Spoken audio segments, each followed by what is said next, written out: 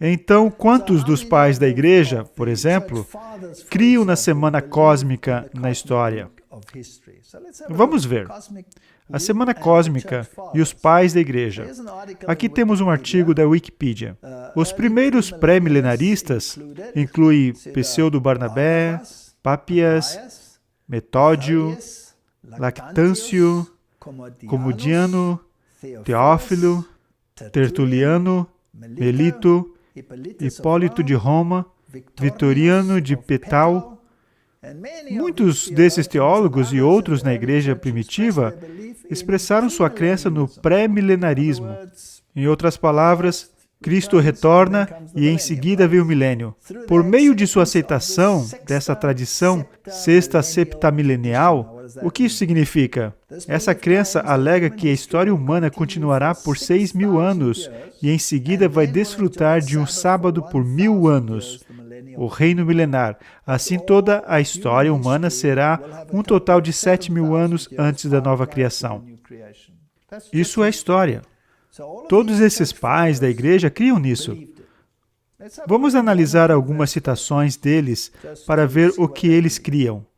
Irineu, que viveu de 120 a 202 depois de Cristo, pois tal qual em muitos dias esse mundo foi criado, em tantos muitos milhares de anos deve ser concluído, e por esse motivo as Escrituras dizem, assim os céus e a terra e todo o exército foram acabados, e havendo Deus acabado no sexto dia a obra que fizera, descansou no sétimo dia, e toda a sua obra que tinha feito. Isso aqui é muito importante. Todos eles vinculavam esse período à semana da criação e fizeram a semana da criação um tipo de semana cósmica.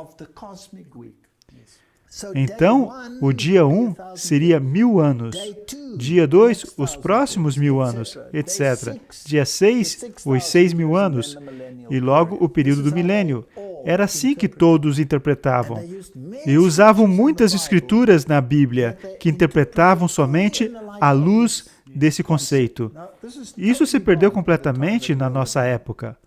Vamos continuar com o que ele disse. Esse aqui é um pai da igreja. Esse homem não foi influenciado pelos escritos de Ellen White. Ele tinha a Bíblia e Ellen White só surgiu muitos anos depois. Esse é um registro das coisas anteriormente criadas, bem como uma profecia do que está por vir. Pois o dia do Senhor é como 1.000 anos, e em 6 dias as coisas criadas estavam concluídas. Fica evidente, portanto, que elas chegarão a um fim no 6º ano milenar.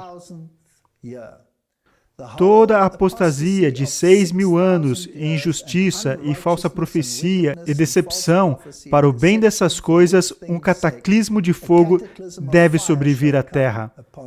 Era no que eles acreditavam. Tais devem ocorrer nos tempos do reino, ou seja, no 7º dia, que foi santificado, no qual Deus descansou de todas as obras que criou, que é o verdadeiro sábado dos justos, que eles não devem estar envolvidos em nenhuma ocupação terrenal, mas devem ter uma mesa posta preparada para eles por Deus, fornecendo-lhes todos os tipos de pratos. Ele está se referindo ao período do milênio. Então, Irineu cria uma semana cósmica, 6.000 anos, 1.000 anos. Eis um outro importante, Hipólito. Não vamos analisar todos eles. Ele viveu de 170 a 236 depois de Cristo e escreveu: "E 6.000 anos devem ser concluídos, a fim de que o sábado possa vir, o descanso, o dia santo no qual Deus descansou de toda a sua obra, pois o sábado é o tipo." Viu? Era o tipo. E emblema do reino futuro dos santos, quais reinarão com Cristo quando ele vier no céu, como declara João no Apocalipse.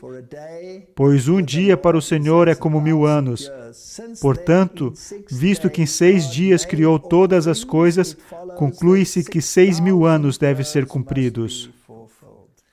É isso que os pais da igreja criam baseado somente na Bíblia. Eu quero saber no que os pioneiros da Igreja Adventista do 7º dia criam. Sabemos no que muitos dos reformadores criam, pois eles incluíram isso nas notas de rodapé, não é? Vamos analisar alguns dos pioneiros da Igreja Adventista do Sétimo Dia. Eu sei que isso não deveria ser falado, mas por que não? Se eu posso citar Irineu, por que não posso citar Wagner? Você se incomoda com isso? E ao profeta João, o anjo falou assim: E Deus limpará de seus olhos toda a lágrima, e não haverá mais morte, nem pranto, nem clamor, nem dor, porque já as primeiras coisas são passadas. E o que estava sentado sobre o trono disse: Eis que faço nova todas as coisas. Essa é uma referência, mais uma vez, à restauração pós-milênio de todas as coisas. O Éden é então totalmente restaurado. Aqui o rio da água da vida flui do Monte Sião. Aqui Adão reobtém a árvore da vida plantada ao lado do rio, que se divide em nascentes diferentes, como no princípio. Aqui novamente é o paraíso, o jardim que o próprio Senhor plantou há 6.000 anos. É nisso que eles criam. Aqui Abraão herda a terra de acordo com a promessa. Aqui é a cidade que ele buscava. Cada habitante o considera como pai. Aqui Moisés entrará nessa terra grandiosa que ele viu com o olhar de um profeta. Aqui Davi contemplará seu trono estabelecido para jamais ser derrubado, mas para permanecer como o sol enquanto durar os dias do céu. Aqui a companhia escolhida daqueles que foram redimidos da terra na volta de seu Senhor, que venceram a besta em sua imagem e a marca do seu nome, por estrita adesão aos mandamentos de Deus e à fé de Jesus, nos dias difíceis, quando todo o mundo foi vencido pela iniquidade prevalecente. Eles claramente criam na semana cósmica. Thomas Preble, em seu livro The Two Adam, Os Dois Adãos, antes que o primeiro Adão entrasse em conflito com Satanás, no qual caiu, o sétimo dia, ou o sábado, havia passado. Portanto, com o segundo Adão, antes do último e final conflito com Satanás e seus exércitos, no qual a vitória eterna será obtida para o Filho de Deus e seu povo, o sábado, ou 7.000 anos, terão passado. Eles criam nisso. E quanto a Josué Himes, em Signs of Times and Expositor of Prophecy, o mundo foi criado em 6 dias. Veja, todos eles, como os pais da igreja, vinculam isso à semana da criação. Para mim, isso é importante, porque tem esse veículo inacreditável com o sábado. E se o sábado é o quarto mandamento, que prefigura um descanso final no dia cósmico de 1000 anos, então o sábado ganha em proeminência. Então, esse dia de semana cósmica ergue o sábado a um status absoluto e podemos entender com mais clareza por que o sábado será a questão no fim dos tempos. Para mim, isso é importante. O mundo foi criado em 6 dias, e no 7º dia, Deus descansou de seus labores. 6 dias trabalharás e fará toda a sua obra, e ele cita os mandamentos. Com os judeus, cada 7º dia era um dia de descanso. Cada 7º ano era um ano de descanso, o ano jubileu. O número 7 na linguagem bíblica parece ser um número completo. Em 6 angústias, ele cita um versículo, e isso para mim é fascinante. Em 6 angústias, o Senhor estava contigo e te sustentará, e na 7ª, o mal não te tocará. Essa distinção vemos levada a cabo desde o primeiro capítulo de Gênesis até o último de Apocalipse. 7.000 anos, portanto, me parece como completos. E eu espero, após os 6.000 anos de trabalho e labuta, perplexidades e sofrimento, o 7º milênio trará um jubileu glorioso. E tem esse versículo em Jó 5,19. Em 6 angústias te livrará, e na 7ª o mal não te tocará. E era assim como eles usavam esses versículos, não em termos de tempo literal, mas cósmico. Então, em 6 angústias, são os 7.000 anos, o Senhor estará contigo e te livrará em meio dos tempos difíceis, e no 7º, o mal não te tocará. Em outras palavras, nesse milênio, você estará salvo em seu descanso. Isso não é bonito? Isso é lindo. Eu não acho que esse verso tenha tanto significado se nós não lermos nesse contexto. E eu tenho a mesma suspeita. Isso foi o que J. Clarke escreveu em Advent Review and Sabbath Herald. A Bíblia responde a toda questão e soluciona toda dúvida. Eu gosto da maneira como ele escreve. Nesse livro bendito, o amante da história encontra informações plenas de eventos passados e futuros, começando com o primeiro Éden e estendendo-se a um período de 7.000 anos até o segundo Éden na Terra renovada. Aqui, o amante da profecia pode se banquetear com as palavras da inspiração, contando as cenas do porvir, a história futura de nossa raça e do planeta no qual habitamos. Temos um outro aqui. Eu sei que isso já está entediante, mas acho que precisamos deixar esse ponto claro, e bem claro. E eu vou dizer em instante porque eu, pessoalmente, em minha experiência pessoal, entendo isso muito bem claro. Josias Litch teve muito a dizer a esse respeito. Houve muitos, eu não vou citar todos eles. O pregador mais amado do movimento adventista foi Fitch. E ele cria exatamente na mesma coisa. Mas esse aqui é muito interessante, na minha opinião. O primeiro relatório da Conferência Geral de Cristãos esperando o advento do Senhor Jesus Cristo. Isso significa que deve ter uma multidão aí, não é? É por isso que eu inseri essa citação. Todos criam nisso. O homem foi a última peça da confecção divina na semana da criação. Com isso concluído, e uma raça de agentes morais fabricada, Deus descansou no 7º dia de toda a obra que havia feito. Essa junção ao 4º mandamento é um tema que percorre essa teologia. E como eu disse, os pais da igreja criam nisso. E isso vem deles. Vem desde os tempos de Cristo até praticamente aos dias de hoje, podemos dizer. Atentemos então ao uso que o apóstolo Paulo faz desse ato de procedimento divino. Porque nós, os que temos crido, entramos no repouso tal como disse. Ora, o que ele está citando aqui? Ele está citando Hebreus 4, onde Paulo fala que temos um dia de sábado, mas está se referindo ao descanso no qual entraremos, que é uma referência ao descanso milenar. Mas muita gente usa essa mesma coisa para dizer que não precisamos guardar o sábado porque nós encontramos um repouso em Jesus. Isso mesmo. Mas aqui temos uma referência a esse período cósmico e milenar de 1000 anos de repouso. Em outras palavras, e repousou Deus de todas as suas obras. Ele está citando Paulo. O argumento é que, embora desde a fundação do mundo, um repouso foi proporcionado ao homem, ainda assim, aqueles e somente aqueles que creem vão herdá-lo. Ele também extrai dos textos que cita 3 inferências. Primeiro, que o descanso de Deus no 7º dia foi tipicamente profético.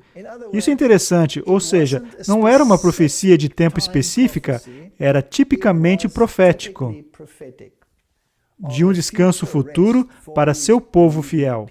Era baseado em um tempo literal e não em tempo profético, era uma marcação de tempo tipológica. Segundo, e que o descanso que Josué deu não foi completo, portanto permanece um descanso para o povo de Deus. Contudo, talvez se faça objeção, embora o sábado seja um tipo de descanso futuro que permanece para o povo de Deus. No entanto, isso não quer dizer necessariamente que haja uma profecia acerca disso. Mas analisemos esse ponto. Um tipo é uma imagem, uma representação de um outro e subsequente objeto. Será que a própria ideia de um tipo não pressupõe a existência subsequente de um antítipo? É uma boa pergunta. A menos que pressuponha, não pode ser um tipo. Assim, se o sábado é um tipo do descanso futuro para o povo de Deus, a promulgação desse tipo é uma profecia do antítipo. Portanto, conclui-se que a profecia e a profecia de um repouso futuro para o povo de Deus começou com o exercício do governo moral de Deus sobre o homem, o sétimo dia do início da criação. Dar a cronologia da profecia é traçar sua história de período a período, desde sua origem até sua consumação. Investiguemos, pois, mais especificamente o que o sábado prefigura e prevê. Essa é a questão do tempo do fim. E a Igreja Adventista do Sétimo Dia tem dito constantemente que o sábado será a questão. E as pessoas dizem, quem se importa se é esse ou outro dia? Isso não é tão importante assim. Será que isso não acrescenta notoriedade? Com certeza. Já vimos que isso prefigura um descanso futuro para o povo de Deus. Tem sido quase opinião universal da Igreja, tanto judaica como cristã, que o sábado prefigura uma condição gloriosa de repouso para a Igreja durante os 7.000 anos do mundo. Aqui ele diz de novo, os principais argumentos a favor disso são, em suma, os seguintes. Deus criou o mundo em 6 dias e descansou no 7º, e constituiu o sábado um tipo de descanso futuro. Portanto, podemos esperar que depois das angústias e comoções de 6.000 anos, haverá um descanso de 1.000 anos de todas essas angústias. A instituição dos sábados e jubileus entre os judeus tem sido considerada típica da mesma coisa. O terceiro argumento é de 2 Pedro, no qual ele diz que um dia é como 1.000 anos. O quarto eu creio ser o mais forte argumento, vem do capítulo 20 do Apocalipse, onde ele fala do reinado de 1.000 anos. Ou seja, se há um período de tempo específico que se refere ao repouso, ao milênio, então deve haver períodos de tempo específicos para os outros. Esse é o argumento dele. E ele conclui assim, com essas considerações, agora procederei para mostrar que a cronologia da profecia, conforme registrada na Bíblia, nos apresenta 7.000 anos desde o início do exercício do governo moral de Deus sobre o homem, até o período final da conquista de todos os inimigos de Deus. E quando Satanás, a morte e o inferno, com todos aqueles cujos nomes não estão escritos no livro da vida, serão lançados no lago de fogo, que é a segunda morte. É nisso que eles criam. Aqui temos algumas inferências interessantes. Adão morreu no primeiro dia.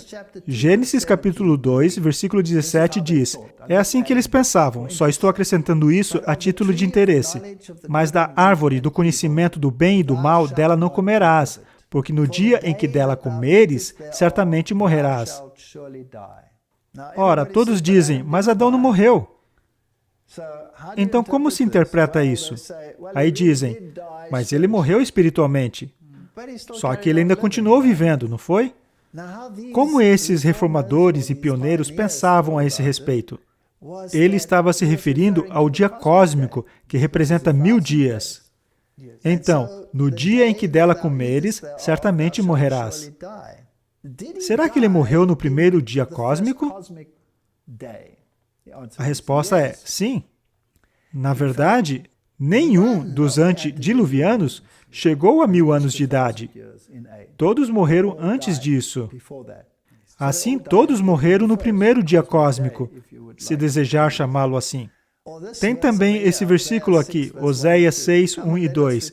Vinde e tornemos ao Senhor, porque Ele despedaçou e nos sarará, feriu e nos atará a ferida. Depois de 2 dias, nos dará a vida, e ao terceiro dia, nos ressuscitará e viveremos diante dele. Muitos gostariam de dizer que isso é uma referência à ressurreição. Mas também podemos dizer, como essas pessoas entendiam, que depois de 2 dias nos dará vida, ao terceiro dia nos ressuscitará e viveremos diante dele. Então diriam que deve haver um dia cósmico de 2 dias até a volta de Jesus. Isso deve ser 2.000 anos e em seguida virá o milênio. Quero falar um pouco sobre minha experiência pessoal. Por que eu me interessei sobre isso? Eu mencionei na primeira palestra. Isso se deve ao debate evolução-criação. Por que não é algo comum falar sobre essa questão? Por que é que as pessoas ficam tão agitadas com isso, a ponto de não se poder falar em tom que não seja de sussurro sobre esse assunto? Os pais da igreja criam nisso. Os pioneiros criam nisso. Está em descrédito. Falamos o motivo. Mencionamos a LXX, a Septuaginta, como um dos motivos. A alta crítica que ridiculariza a Bíblia porque não é consistente, jogando um manuscrito contra o outro. Não temos que seguir esse caminho. Temos que determinar que há uma linha correta e uma falsa. E nós nos apegamos à linha correta para não nos confundirmos com todas essas supostas contradições. E o terceiro ponto que eu mencionei foi a evolução. Quando eu entrei nessa igreja, eu me envolvi em debates de se na nossa época em que vivemos, podemos realmente crer que Deus criou o mundo em 6 dias. Tenho a felicidade de relatar que essa igreja confirma que nós cremos em uma criação literal de 6 dias, o que é algo problemático no mundo. Mas havia uma outra questão que não foi tratada, que é sobre qual a idade da Terra. E então, havia tantas opiniões quanto a quantidade de pessoas naquela época. Eu pensava que se tratava de milhões de anos. Logo tive que me acostumar que o mundo foi criado em 6 dias. Isso era impossível para mim. E agora tinha que guardar o sábado. Ora, se um dia representa 1000 anos, talvez ele estivesse falando de milhões de anos. Sabe, mas tudo estaria fora de sincronia na semana da criação. Tudo está desincronizado. As plantas que surgem antes do Sol, será que ele vai aguardar outros milhões de anos para que o Sol apareça? Os mamíferos aquáticos estão no oceano antes dos mamíferos terem se desenvolvido de fato. Tudo está fora de ordem. Então, ou se descarta totalmente o que a evolução diz, pois se quisermos uni-los, teremos graves problemas. Temos também a questão da idade. E o argumento é claro, a datação radiométrica. Talvez você possa colocar um link dessas discussões sobre a datação radiométrica quanto ao motivo pela qual não são válidas. São baseadas em suposições. São sempre baseadas em isótopo mãe, que decai a um isótopo filha, e a pressuposição é sempre que o isótopo mãe era o único que estava presente na rocha. E que o isótopo filha não estava lá, pois precisava decair-se até o isótopo filha. Então, a suposição é que sempre havia somente a mãe, sem a filha. Se encontrarmos muitas filhas, devemos supor que tenha levado, qualquer que seja a idade, tantos milhões de anos para se chegar até a filha. E se já houvesse filha na rocha desde o início? Todo animal no mundo estava lá. Por que essa não estaria? Urânio com chumbo? Por que eu devo supor que havia urânio, mas não chumbo? Então, a suposição determina a idade de alguma coisa. É baseado numa suposição. Posso dizer a idade da Terra? Não, não posso. Na época de Darwin, ninguém usava a datação radiométrica. Nem tinha sido inventada. Então, o que eles tinham? Tinham observações de camadas filhas. E não estão de acordo com o que se vê. Porque todas as camadas são planas. Então, tem todos esses problemas. Finalmente, cheguei à conclusão que não posso usar a datação radiométrica, porque é baseada numa suposição, na qual a suposição determina o resultado. Não posso usar isso. As ideias de camadas filhas não são consistentes com o que vejo. O que vejo, e eu fui a cada local. Viajei o mundo para ver esses locais. E o que encontrei foi catastrofismo. E o catastrofismo faz, em um curto período, o que o uniformitarismo faz em milhões de anos.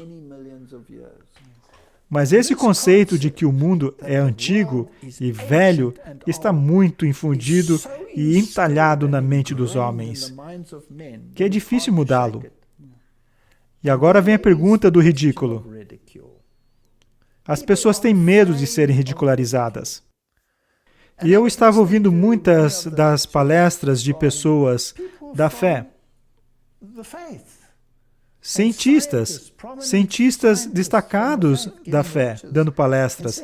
Sim, mas você sabe, ok, talvez não seja bilhões de anos, mas não podemos dizer 6.000 anos. Isso é tão ridículo. Digamos então centenas de milhares. E temos todas essas transigências. Isso é inaceitável na época em que vivemos, dizer que a Terra tem 6.000 anos de idade.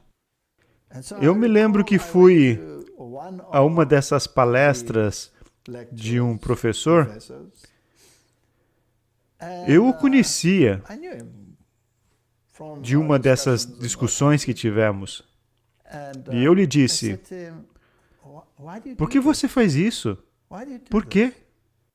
Por que está dizendo centenas de milhares de anos, quando a Bíblia diz 6.000 anos? E tudo é baseado, todo o critério que estamos usando para estender o tempo é baseado em suposições. E a ciência, devidamente compreendida, mostrará que a Bíblia é verdade e que tudo teve um falecimento aquoso, que houve uma catástrofe, um dilúvio, e que as características que vemos são consequências dessa catástrofe e não de longos períodos de tempo, de acordo com o uniformitarismo. Então, por que você está dizendo centenas de milhares de anos? E a sua resposta foi porque nós seríamos ridicularizados à vista do mundo científico. E eu olhei para ele e fiquei triste. Eu disse, sabe, eu venho do mundo evolucionista. Eu era um ateu, era um evolucionista. Ensinei evolução em universidades. Se você vai dizer que o mundo tem centenas de milhares de anos, você vai ser ridicularizado à vista da comunidade científica, pois eles dizem bilhões. Agora, centenas de milhões vão chamar você de tolo. Agora, se você disser 6.000 anos, todo mundo por aí dirá que você é um tolo. Mas a Bíblia não vai chamar você de tolo, nem o espírito de profecia. Há duas cadeiras que você pode escolher se sentar. Você pode optar pela cadeira evolucionista ou pela cadeira de Deus. Em ambos os casos, você terá oposição. Por que você escolhe se assentar entre duas cadeiras e ser um tolo aos olhos de Deus e um tolo aos olhos do mundo? Por que não se assentar em uma delas? Escolha a cadeira de Deus e seja amigo de Deus, sendo ridicularizado pelo mundo. Mas ficar entre duas cadeiras, por que agir assim? Então, naquele momento, eu decidi me assentar na cadeira das Escrituras. Deus disse, e eu vou acreditar, porque todas as evidências que eu tenho apontam para isso. Eu decidi por mim, pessoalmente, que não tenho problema com uma terra de 6.000 anos de idade. Então, não teria problema com uma semana cósmica. Eu não teria. Se alguém tem problema, tudo bem. Ninguém tem que crer na semana cósmica. Não estou dizendo a ninguém que acredite na semana cósmica. Só estou dizendo que eu não teria problemas em crer nisso. E nem estou dizendo que acredito. Só estou dizendo que não teria problemas em crer nisso. É assim que eles usavam o texto. Vamos analisar isso outra vez. O medo é que citar o espírito de profecia sobre a semana cósmica não esteja de acordo com o pensamento moderno, pois isso poderia colocá-los em descrédito, bem como o espírito de profecia, pois pareceríamos ridículos aos olhos do mundo. Eles diriam, uau, esse povo é louco. Vocês são fundamentalistas? Creem que o mundo tem 6.000 anos? Meu Deus, vocês são capazes de crer em qualquer coisa. Vocês creem que a lua é feita de queijo? Então, por outro lado, se a Bíblia contém esse conceito, então qualquer profeta verdadeiro estaria em harmonia com ele, não é certo? E sendo assim, a questão não colocaria o profeta em descrédito. Pelo contrário, se a Bíblia diz 6.000 anos, e todos os pais da igreja criam nisso, e surge um profeta dizendo que não é 6.000 anos, então quem está em descrédito agora? Exatamente, a Bíblia. E o sábado é um tipo de repouso final. Ezequiel 20:12 diz, e também lhes dei os meus sábados para que servissem de sinal entre mim e eles, para que soubessem que eu sou o Senhor que os santifica. A terceira mensagem angélica, o que ela implica? Várias pessoas me escrevem perguntando se a mensagem da justificação pela fé é a mensagem do terceiro anjo, e respondi-lhes, é verdadeiramente a mensagem do terceiro anjo. Esta mensagem devia pôr de maneira mais preeminente diante do mundo o Salvador crucificado. O sacrifício pelo pecado de todo o mundo apresentava a justificação pela fé no fiador. Convidava o povo para receber a justiça de Cristo, que se manifesta na obediência a todos os mandamentos de Deus. Então, quando pregamos 3 mensagens angélicas hoje em dia e dizemos, não aceitem a marca da besta, não acredite no falso sábado que não lhes dá o registro preciso do que Deus fez, que Ele criou e redimiu você. Sim, isso contém a mensagem. Não aceitem um mandamento falso. Mas por quê? Porque Ele é que nos santifica, pois Ele é que nos criou. Ele é quem tem a prerrogativa de nos dizer qual é a verdade. E ao guardar o sábado, estamos dizendo literalmente ao mundo, eu creio no que Deus disse. É o que fazemos. E aceitamos a autoridade dele em nossa vida. Então alguns me dirão, então quer dizer que você acredita que Deus criou o mundo em 6 dias e que descansou no sábado? E eu vou dizer sim, e eles dirão, você é um tolo, porque o mundo não foi criado em 6 dias, levou milhões e milhões de anos. E eu direi, lamento, mas eu sento numa cadeira onde creio em Deus e não na ciência, nesse caso em específico. Vamos entrar em problemas. Então, quando pregamos isso, estamos dizendo que Cristo está vindo em um dia específico? Eles sempre dizem que essas 3 mensagens angélicas não podem se sustentar sozinhas quando estão falando sobre a semana cósmica. A semana cósmica é uma questão separada. É o que os reformadores criam. É o que os pais da igreja criam. É uma questão separada. É uma tipologia que vem com um pano de fundo, mas não significa que o tempo que ele prevê vai ser o tempo exato em que Cristo virá. Pois não podemos prever esse tempo exato. No mínimo, isso deve criar um impulso nos pregadores das mensagens dos 3 anjos. Com certeza, porque agora sabemos que não estamos tratando somente com um tempo cósmico, mas também estamos lidando com os sinais e devemos analisar ambos. Alguns têm e ainda estão se recusando a colocar a veste nupcial.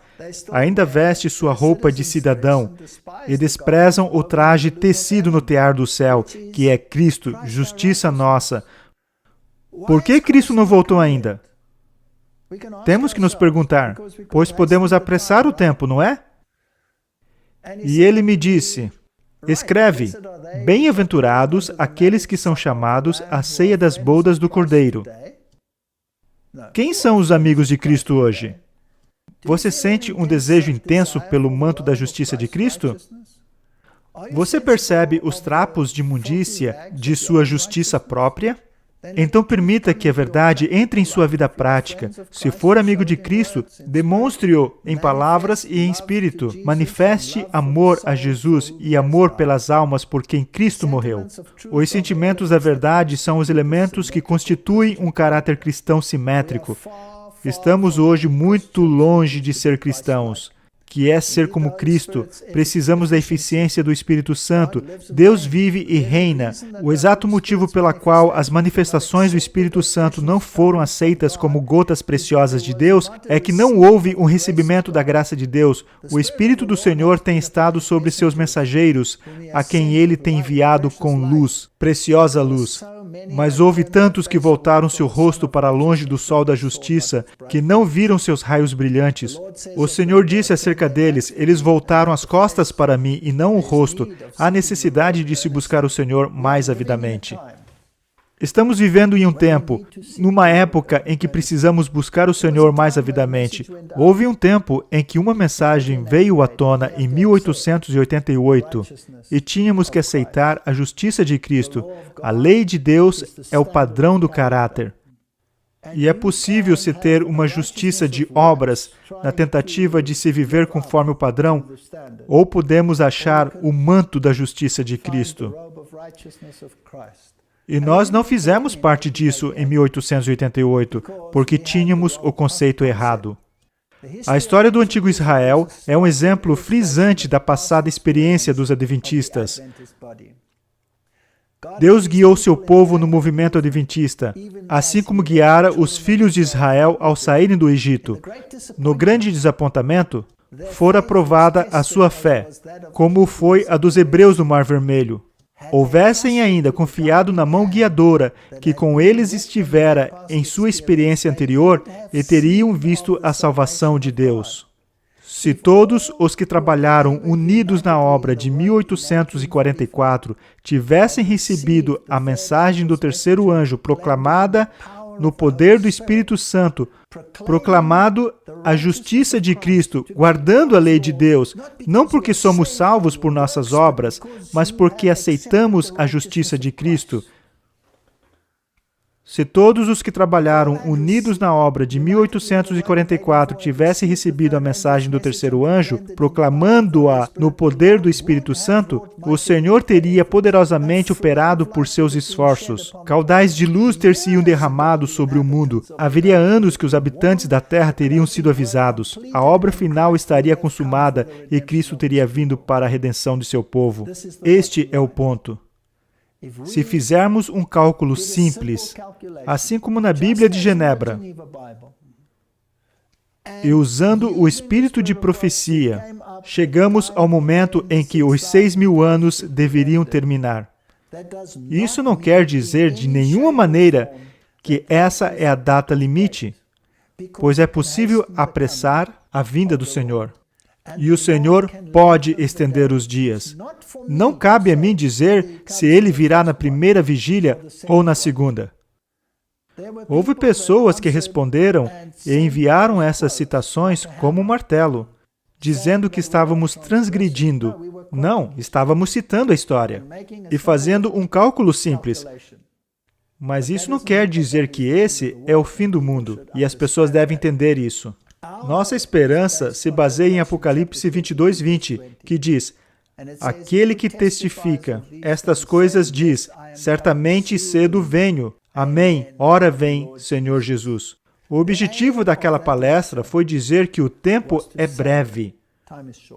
Os sinais dos tempos estão gritando aos nossos ouvidos.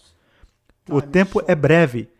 Até mesmo a semana cósmica, se crermos no que a Bíblia e o Espírito de Profecia dizem, independentemente se você desejar calcular dessa data ou daquela, isso é irrelevante. O ponto é que o tempo é breve. Até mesmo esse período está chegando a um fim, o qual Deus pode estender, pois Ele é Deus, e Deus pode abreviar, como temos visto, pois Ele é Deus.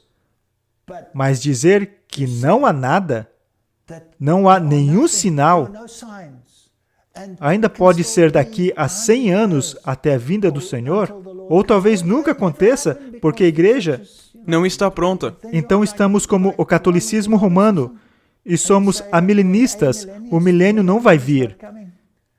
Então todos os santos estarão na sepultura por todo sempre. Isso não é bíblico. O que estamos dizendo é que o tempo é breve. Não coloquem palavras que não foram ditas na minha boca. Isso foi declarado repetidas vezes. E sim, nós também conhecemos todas as outras citações. E nós as mencionamos. Eu não creio que fizemos isso na primeira palestra. Espero que isso esclareça a questão. Um pensamento que acaba de vir à minha mente sobre um dos motivos pelos quais o Senhor usou o ano 27 depois de Cristo. Para mim, pessoalmente, o que eu extraí disso é que Satanás confrontou Jesus no deserto. E onde Adão não teve sucesso no Éden, Jesus teve no deserto. Então a sua vitória sobre Satanás e o pecado foi ali. E ele pagou pelos pecados do mundo na cruz. E é por isso que isso esclareceu muita coisa para mim. Novamente, Se as pessoas quiserem divergir e encontrar um período de tempo diferente, é prerrogativa delas. Ninguém vai argumentar contra isso. Será que mudará algo se tivermos mais tempo ou menos tempo? Não, não vai mudar. Não é esse o ponto. O ponto é que o tempo é breve. Somente uma questão final que acabou de surgir é que as pessoas mal interpretaram o que o Senhor disse, e eu os motivo a analisar novamente a sua palestra, de 1 hora e 58 minutos, é que o tempo limite que o Senhor menciona, e que Ellen White estava descrevendo, e que eles estariam ajuntando as armas e fazendo as coisas, será provavelmente cortado do período de 6.000 anos. E esse pequeno tempo que será cortado aqui, será acrescentado novamente no final dos 1000 anos do milênio de paz, para compor os 6.000 anos novamente. Sim, isso provavelmente complicou as coisas para algumas pessoas. Foi uma suposição. E eu acho que, em minha opinião, uma opinião muito lógica, se tivermos 6.000 anos, e mais uma vez, quero reiterar, não sabemos exatamente, na providência de Deus, se Ele vai estender ou abreviar isso. Não quero entrar nisso outra vez. Mas o período de tempo, do tempo de transgressão, do tempo de guerra contra Deus, ocorre depois do milênio. Porque Satanás cria um exército. Eu só estava sugerindo que esse período de tempo pode ser cortado de antes e acrescentado ao fim, a fim de que o tempo total que ele guerreia contra Deus seja de 6.000 anos. E chegando à conclusão, a 7.000 anos, e não mais de 7.000 anos, a não ser que Deus decida. A menos que Deus decida estender. O tempo é dele, está a seu critério. Uma questão final, antes de encerrarmos essa discussão. Algumas pessoas dirão, se tem tão pouco tempo, então é melhor eu desistir. Não vou conseguir me preparar. Somos ensinados que nossa justiça é a justiça de Cristo. Quanto tempo levou para o ladrão na cruz receber a justiça de Cristo? Ele teve anos para colocar sua vida em ordem? Não. Ele só teve aquele tempo de contemplação na cruz. E foi isso. Portanto, qualquer um que se sinta ameaçado pela ideia de que Cristo está voltando em breve, siga o exemplo do ladrão na cruz e diga ao Senhor, Senhor, eu sou um pecador e transgredi sua lei e não tenho direito ao céu. Mas se o Senhor me cobrir com sua justiça, então eu estarei diante do Senhor como se jamais houvesse pecado. Confesse seus pecados e arrependa-se, e Deus o conduzirá em meio aos tempos em que vivemos e o levará àquele glorioso repouso que é conhecido como o sábado do repouso. Que Deus os abençoe. Vamos encerrar com uma oração. Pai Celeste, que história magnífica está registrada em Tua Bíblia. Uma história de dor, de pesar, uma história de grande sacrifício. O maior de todos os sacrifícios é o sacrifício do Filho de Deus. E por causa desse sacrifício, todos temos acesso ao trono de Deus. Ajude a todos os que escutam a aceitá-lo, a dizer, Senhor, revista-nos de sua justiça. Remova nossos trapos de imundícia e dá-nos acesso ao Teu repouso. Em nome de Jesus. Amém. Obrigado por assistir esse vídeo. Para se inscrever, clique aqui. Clique no sininho para receber notificação. Para ver o próximo vídeo, clique aqui. Muito obrigado e até a próxima.